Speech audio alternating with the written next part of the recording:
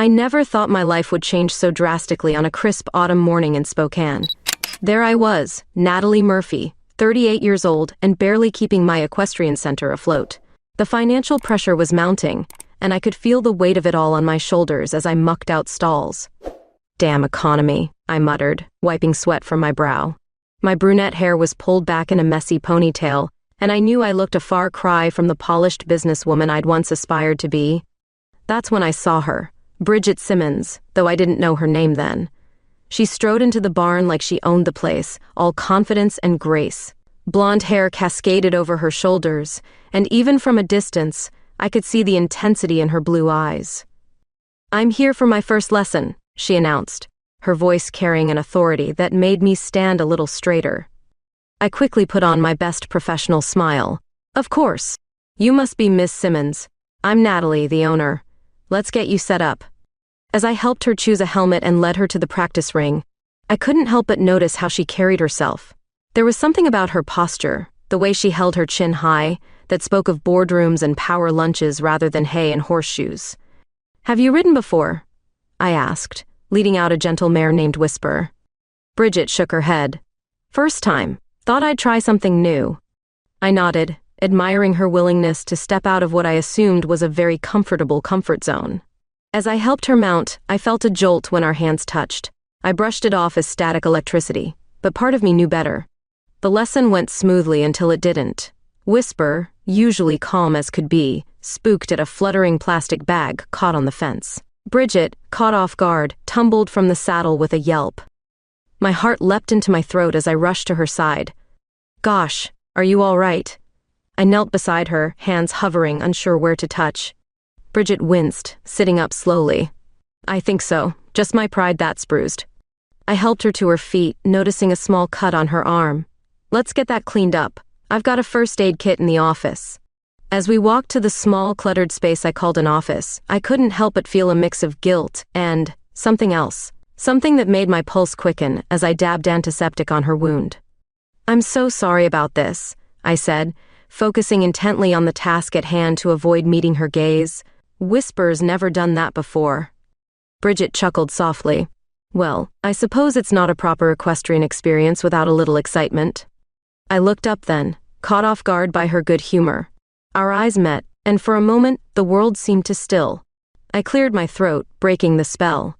"You're taking this remarkably well." She shrugged, a smile playing at her lips. "Life's too short to sweat the small stuff. Besides, I got a pretty good story out of it, and—" She paused, her gaze flickering over me. "The company isn't bad either."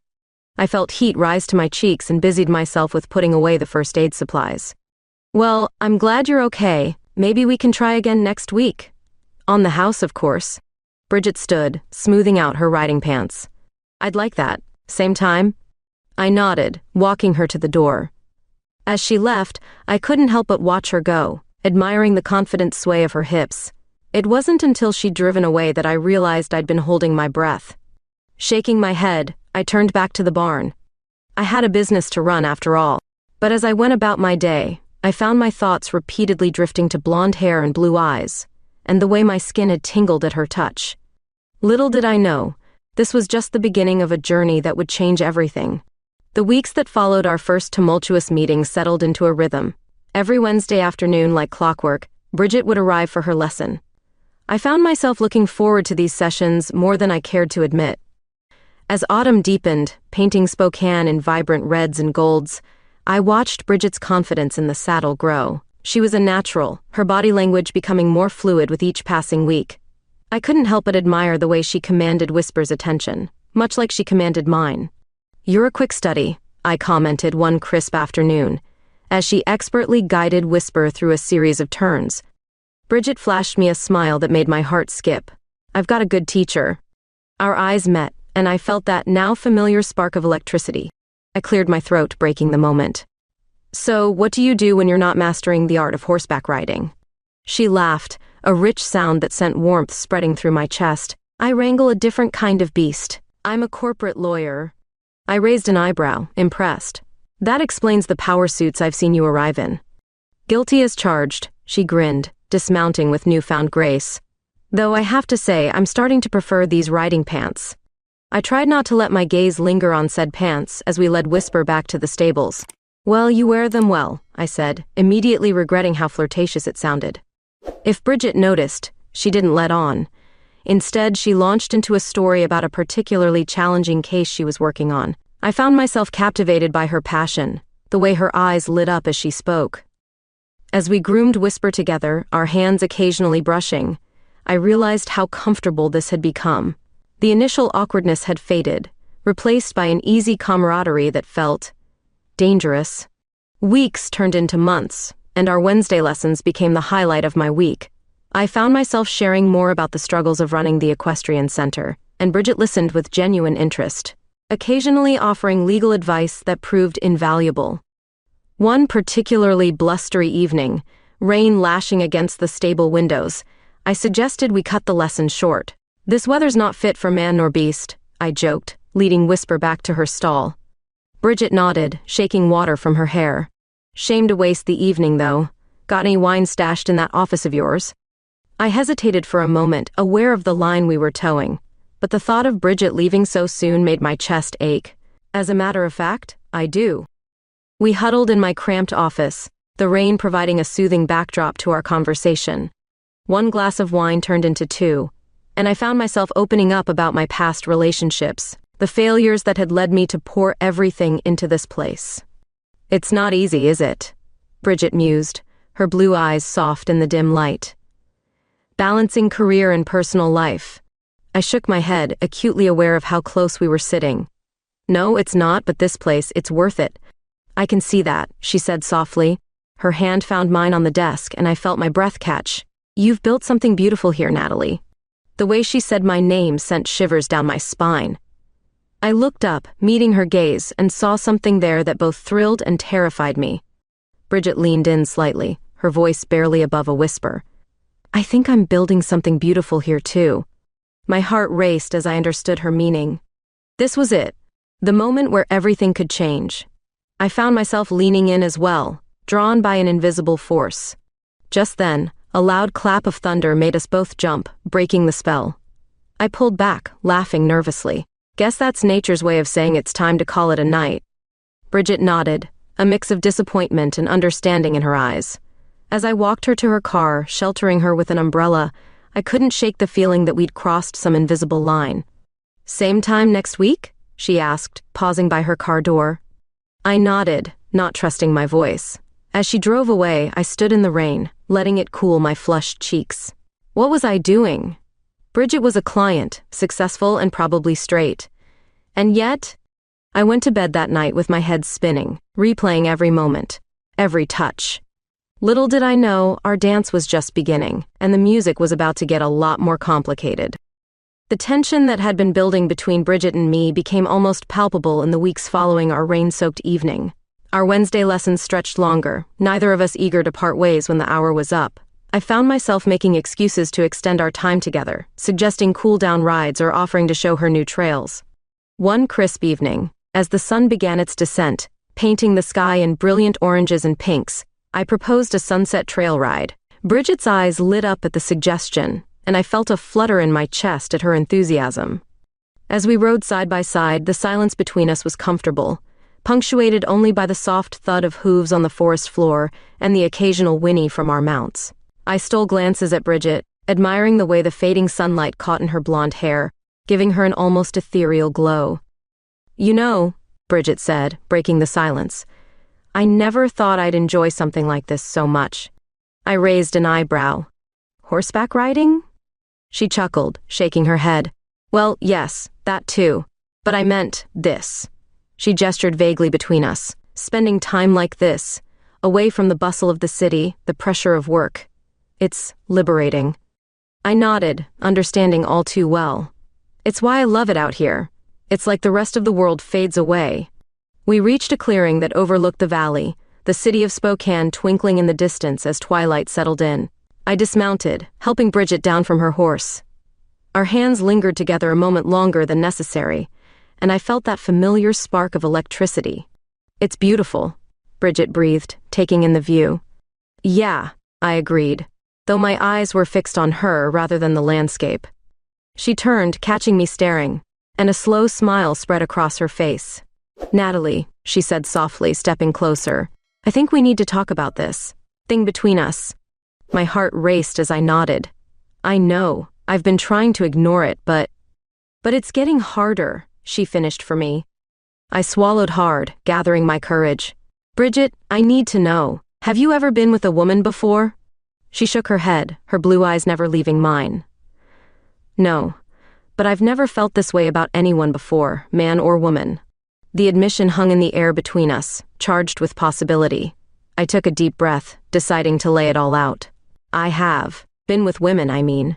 And I'm very attracted to you, Bridget. But you're a client, and I don't want to complicate things if—" My words were cut off as Bridget closed the distance between us, her lips meeting mine in a kiss that sent shockwaves through my entire body. For a moment, I was too stunned to respond, but then I melted into it, my hands finding her waist as hers tangled in my hair.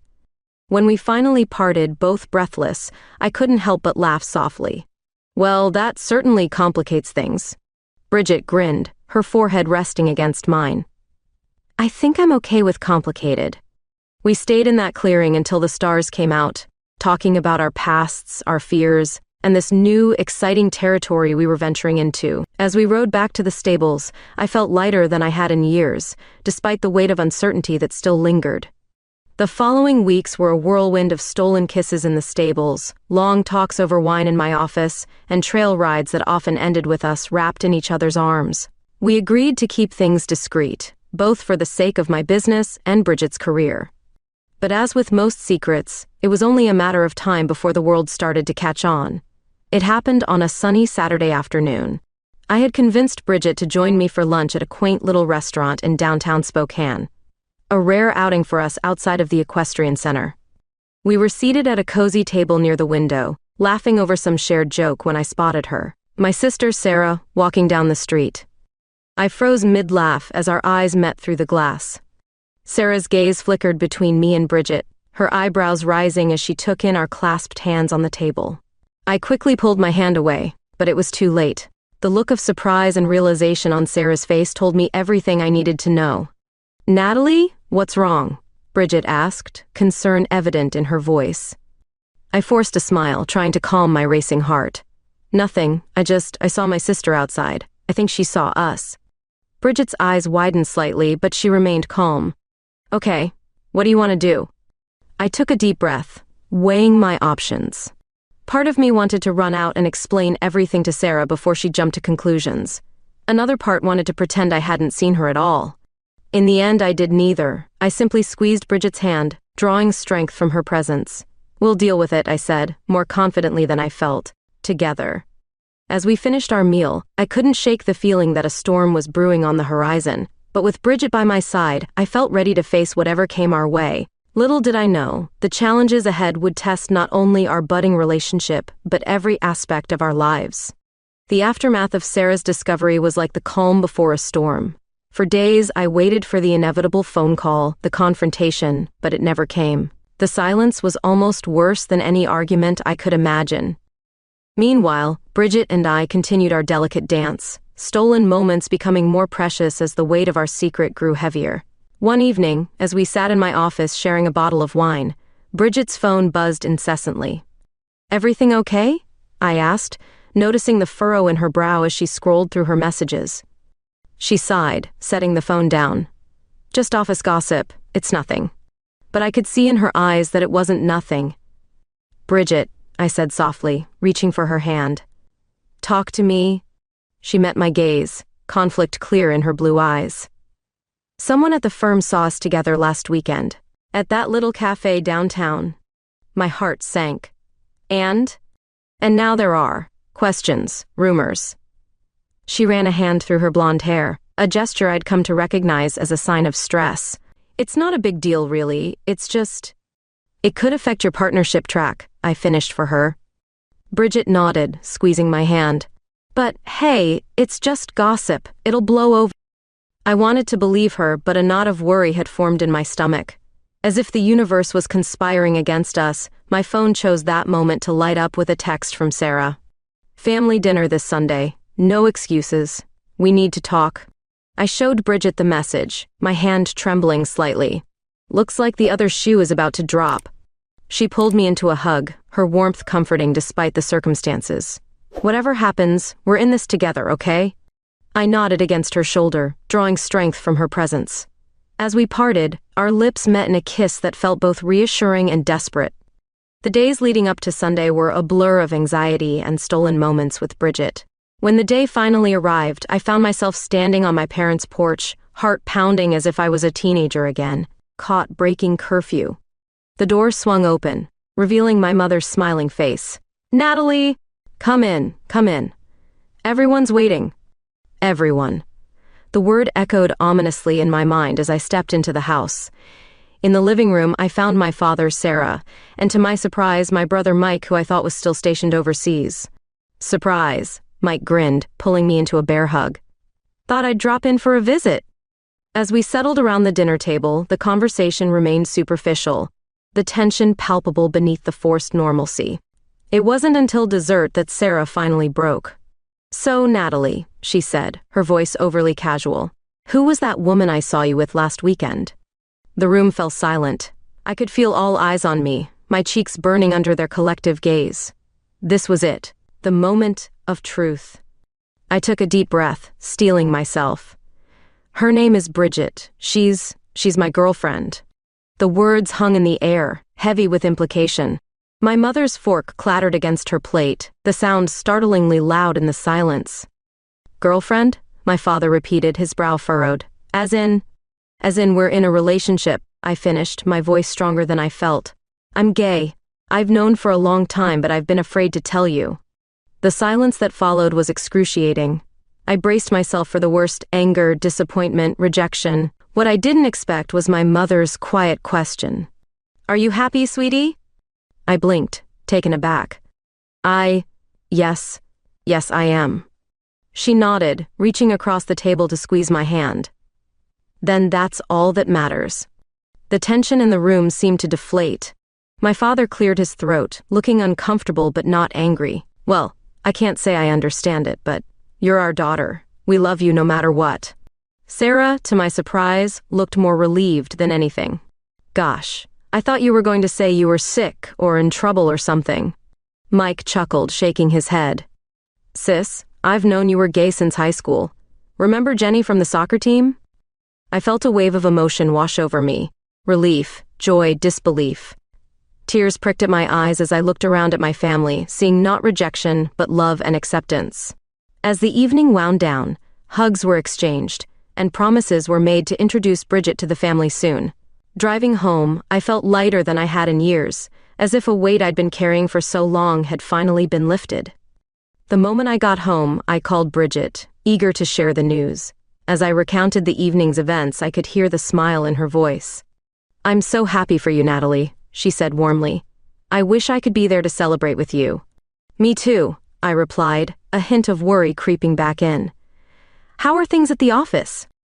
There was a pause on the other end of the line. "It's complicated, but let's not worry about that now. This is your moment." As we said our goodnights, I couldn't shake the feeling that while one storm had passed, another was brewing on the horizon. But for now, basking in the afterglow of acceptance, I allowed myself to hope that whatever challenges lay ahead, Bridget and I would face them together. The weeks following my coming out to my family were a whirlwind of emotions. The relief of acceptance was tempered by a growing unease about Bridget's situation at work. She'd been increasingly evasive about the office gossip, and I couldn't shake the feeling that she was shielding me from something. It all came to a head one crisp autumn morning. I was in the stables, mucking out stalls, when I heard the crunch of tires on gravel. Bridget's sleek car pulled up, and she stepped out, looking uncharacteristically disheveled. "Bridget," I called out, setting aside my pitchfork. "What are you doing here? I thought you had a big meeting today." She strode towards me, her blue eyes stormy. "The meeting's why I'm here. Natalie, I need your help." We retreated to my office, where Bridget explained the situation. A rival firm was trying to poach one of our biggest clients, citing a property dispute that threatened the expansion of my equestrian center. "They're using our relationship as leverage," Bridget said, pacing the small space, implying that I can't be objective because of my personal involvement. I felt a cold knot form in my stomach. Gosh, Bridget, I'm so sorry. I never meant to complicate things for you. She stopped pacing, taking my hands in hers. Hey, no, this isn't your fault, but I need to know everything about this property dispute. If we can resolve it quickly, we can undercut their whole argument. For the next few hours, we pored over documents, maps, and old contracts.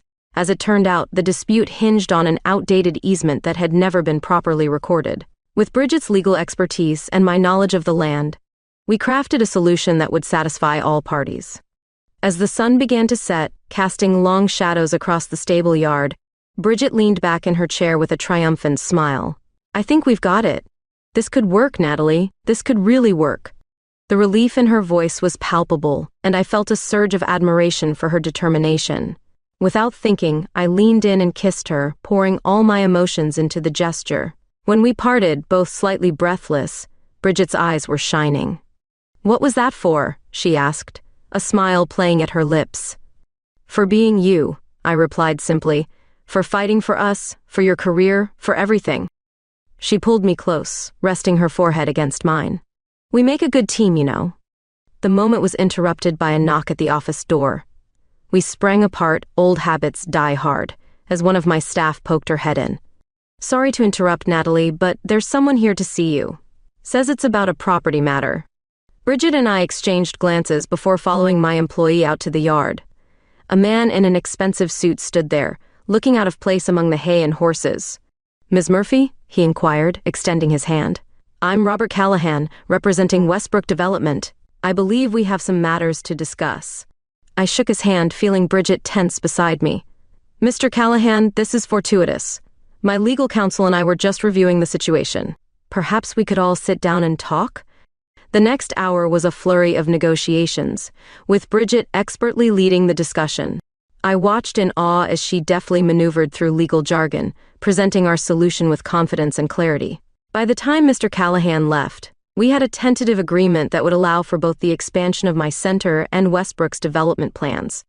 As his car disappeared down the driveway, Bridget turned to me with a grin. I think we just saved your business and my career in one fell swoop. The elation of the moment swept over us, and I pulled her into a fierce embrace. We stood there, holding each other, as the last rays of sunlight painted the sky in brilliant hues. You were amazing, I murmured into her hair. She pulled back slightly, her blue eyes meeting mine. We were amazing, together. The intensity of her gaze sent a shiver down my spine. Without a word, we both knew where this was heading. We barely made it back to my small apartment above the stables before clothes started coming off. What followed was a night of passion and tenderness, of exploration and affirmation. As we lay tangled in sheets afterward, Bridget trailing lazy patterns on my skin, I felt a sense of peace I hadn't known in years. You know, Bridget said softly, I've been thinking about taking some time off, maybe a long weekend away, just the two of us. I propped myself up on an elbow, studying her face in the moonlight streaming through the window. Really? What about work? She smiled, tucking a strand of hair behind my ear. After today, I think I've earned it. Besides, I want to spend some time with my girlfriend without having to look over our shoulders. The word girlfriend sent a thrill through me. It was still new, still exciting. I'd love that, I replied, leaning in for a kiss. As we drifted off to sleep, I couldn't help but feel that we'd turned a corner. The road ahead still held challenges, I was sure, but for the first time in a long time, I felt ready to face them head on. Little did I know, our weekend getaway would bring its own set of surprises and revelations, testing the strength of our newfound relationship in ways we couldn't have anticipated. The crisp mountain air filled my lungs as I stepped out onto the cabin's porch, a steaming mug of coffee in hand. The sun was just peeking over the horizon, painting the sky in brilliant hues of pink and orange. Beside me, Bridget stirred, her blonde hair tousled from sleep. Morning, beautiful, I murmured, pressing a kiss to her temple. She hummed contentedly, snuggling closer. I could get used to this. Our weekend getaway had stretched into a full week, both of us reluctant to return to the real world. Here, nestled in the mountains, it felt like we were the only two people in existence. As we watched the sunrise, I couldn't help but reflect on how much had changed in such a short time. The property dispute was resolved, my business was thriving, and for the first time in years I felt truly happy. Penny, for your thoughts? Bridget asked, breaking my reverie. I turned to her, taking in the softness of her features in the morning light. "Just thinking about how lucky I am?" She smiled, that radiant smile that never failed to make my heart skip a beat. "We're both lucky." We spent the morning hiking, enjoying the vibrant fall colors and each other's company. As we reached a scenic overlook, Bridget's phone buzzed. She frowned, pulling it out. "Everything okay?" I asked, noting the furrow in her brow. She nodded, but I could see the tension in her shoulders. "Just work. The senior partners want to meet as soon as we get back." I felt a twinge of worry. "Is it about the Westbrook case?" "I'm not sure," she replied, pocketing her phone. "But let's not let it ruin our last day here." We made our way back to the cabin, the mood slightly dampened. As we packed our bags, I couldn't shake the feeling that our bubble was about to burst. The drive back to Spokane was quiet, both of us lost in thought. As we pulled up to my place, Bridget turned to me, her blue eyes serious. "Whatever happens tomorrow, I want you to know that these past few months have been the happiest of my life." I leaned in, kissing her softly. "Mine too." The next morning, I busied myself at the stables, trying not to watch the clock. Bridget had promised to call as soon as her meeting was over. When my phone finally rang, I nearly dropped the saddle I was carrying. "Hey," I answered, my heart racing. "How did it go?" There was a pause, and for a moment, I feared the worst. Then Bridget's voice came through, tinged with disbelief and joy. "They're making me partner." I let out a whoop that startled the horses. "Bridget, that's amazing," but I thought, with all the gossip and everything. "Turns out," she said, and I could hear the smile in her voice, my personal involvement in the Westbrook case was seen as an asset. The senior partners were impressed by how I handled it. They said it showed initiative and a unique perspective. Relief and happiness washed over me. "I'm so proud of you, babe. This calls for a celebration." "Actually," Bridget said, her tone turning mischievous, "the partners want to meet you. They're throwing a little party tonight to announce my promotion. Will you be my date?" I hesitated for a moment. This would mean stepping fully into Bridget's world, making our relationship public in a way we hadn't before. But the thought of hiding what we had felt wrong. "I'd be honored," I replied. That evening, I found myself standing in front of my closet, fretting over what to wear. I settled on a simple black dress, elegant but not too flashy. As I put the finishing touches on my makeup, there was a knock at the door. Bridget stood there looking stunning in a tailored suit. Her eyes widened as she took me in. "Wow, you look incredible." I felt a blush creep up my cheeks. "You're not so bad yourself, partner." The law firm's office was intimidating, all sleek lines and modern art. As we stepped off the elevator, Bridget squeezed my hand reassuringly. "Ready?" I nodded, taking a deep breath. "Ready?" The party was in full swing when we entered. Heads turned as Bridget led me through the crowd, introducing me to her colleagues. To my surprise, most seemed genuinely welcoming. "So you're the famous Natalie," one of the senior partners said, shaking my hand. "Bridget's told us all about you and your equestrian center. Impressive work with the Westbrook situation." As the night wore on, I found myself relaxing. These people weren't the stuffy lawyers I'd imagined. They were just people, celebrating one of their own. The highlight of the evening came when the managing partner called for everyone's attention. "Ladies and gentlemen, it gives me great pleasure to announce our newest partner, Bridget Simmons." The room erupted in applause. Bridget, beaming, pulled me close as she accepted congratulations. In that moment, surrounded by her colleagues, with her arm around my waist, I felt a sense of belonging I'd never experienced before. As the party wound down, Bridget and I found ourselves on the office balcony, the city lights twinkling below us. "Thank you for being here tonight," Bridget said softly, turning to face me. "It means more than you know." I cupped her face in my hands, overcome with emotion. I wouldn't have missed it for the world. Our lips met in a kiss that felt like a promise. As we parted, I saw a future stretching out before us, full of possibility. Little did we know, that future would bring challenges we couldn't have anticipated. But in that moment, on that balcony, with the woman I loved, anything seemed possible. The weeks following Bridget's promotion were a whirlwind of activity. Between her increased workload and my expanding business, we barely had time to catch our breath. But somehow, in the midst of it all, we managed to carve out moments just for us. It was during one of these stolen moments, as we sat on my porch watching the sunset, that my phone buzzed with a text from my sister Sarah. "Hey sis, Surprise party for you and Bridget this Saturday. No excuses. I showed the message to Bridget, a mixture of excitement and nervousness bubbling in my chest. Looks like my family wants to officially welcome you to the fold. Bridget's eyes widened slightly. All of them? At once? I chuckled, squeezing her hand. Don't worry, they don't bite much. As Saturday approached, I could sense Bridget's anxiety growing. The night before the party, as we lay in bed, she turned to me, her blue eyes serious in the dim light. What if they don't like me, Natalie? What if they think I'm not good enough for you? I propped myself up on one elbow, looking down at her. Hey, where's this coming from? They're going to love you. She sighed, running a hand through her blonde hair. It's just, I've never done this before. The whole meet the family thing, not with a woman, anyway. I leaned down, pressing a soft kiss to her lips. You've faced down corporate sharks and won. My family will be a piece of cake in comparison. The next day, as we pulled up to my parents' house, I could feel the tension radiating off Bridget. I gave her hand a reassuring squeeze before we stepped out of the car. The moment we walked through the door, we were engulfed in a sea of hugs and congratulations. My mother pulled Bridget into a warm embrace, while my father clapped me on the back. About time you brought her around, he said with a wink. As the evening progressed, I watched with joy as Bridget slowly relaxed, her natural charm winning over my family. She swapped legal stories with my brother Mike, discussed horse breeds with my father, and even helped my mother in the kitchen. It wasn't until Sarah cornered me by the punch bowl that I realized not everyone was as thrilled as they seemed.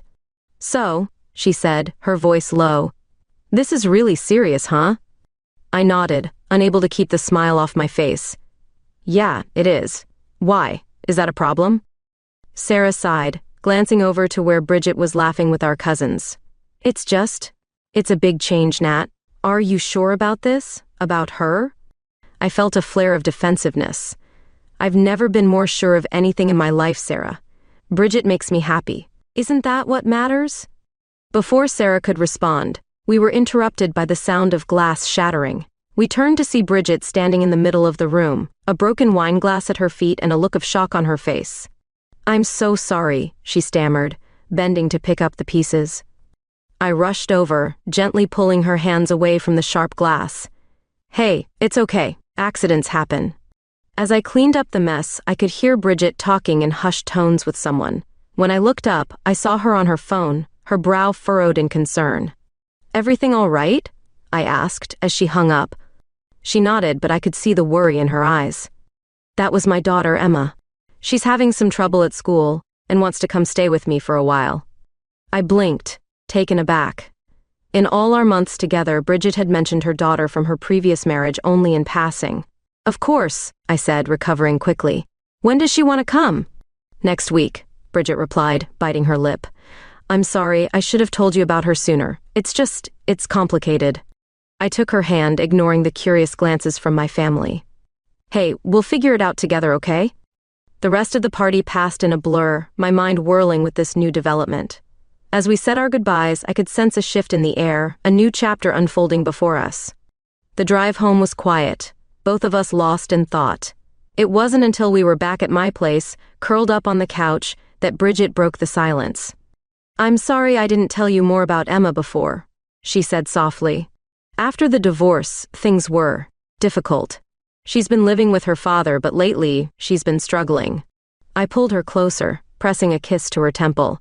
You don't have to apologize. We all have complicated pasts. I'm just glad you trust me enough to share this with me now. Bridget looked up at me, her blue eyes shimmering with unshed tears. You're amazing, you know that? Most people would be running for the hills right about now.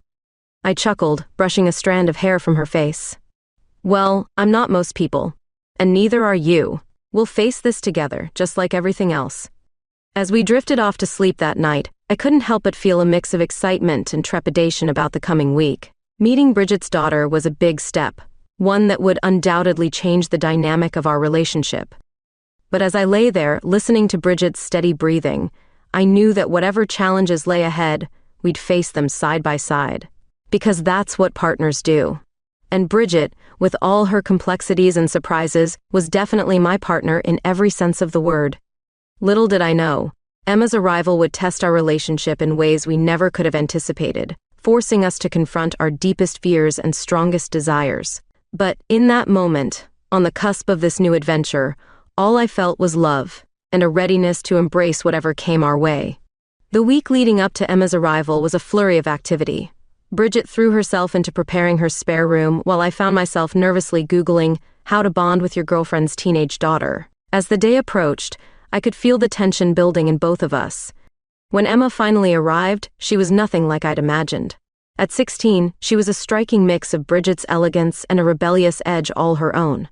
Her blonde hair was streaked with purple, and her blue eyes, so like her mother's, held a wary defiance. "So," she said, eyeing me critically after the initial awkward introductions, "you're the horse lady."